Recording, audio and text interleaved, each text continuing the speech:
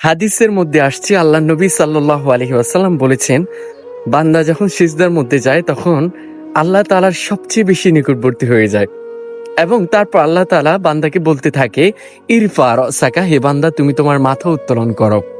তারপর সে যখন মাথা উত্তোলন করে, বান্দাকে আল্লাহ তাআলা জিজ্ঞেস করতে থাকে, তারপর তুমি কি বলতে চাও?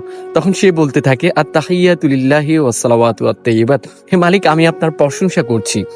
তখন আল্লাহ তাআলা আবার খুশি হয়ে জিজ্ঞেস করতে থাকে, তারপর তুমি কি বলতে চাও?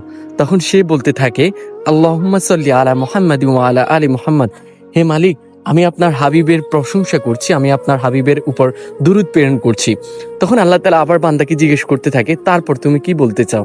তখন ওই বান্দা বলতে থাকে, আল্লাহুম্মা ইন্নী যালামতু নাফসি যুলমান কাসীরা, হে মালিক আমি অনেক পাপ করে ফেলেছি, আমি অনেক বেশি নিজের উপর জুলুম করে ফেলেছি। ওয়ালা ইয়াগফিরুয যুনুবা ইল্লা আনতা, এবং আপনি ছাড়া আমার এই পাপ ক্ষমা করার মতো আর কেউ নেই।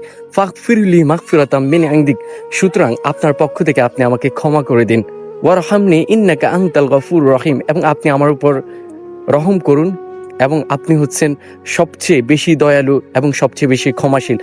যখন বান্দা আল্লাহ তাআলাকে এভাবে বলতে থাকে, তখন আল্লাহ তাআলা বলতে থাকে যে, বান্দা তুই এত সুন্দর করে বলেছিস, আমি তোকে ক্ষমা না করে কিভাবে থাকতে পারি? তারপর আল্লাহ তাআলা তাই ওই বান্দাকে ক্ষমা করে দেন।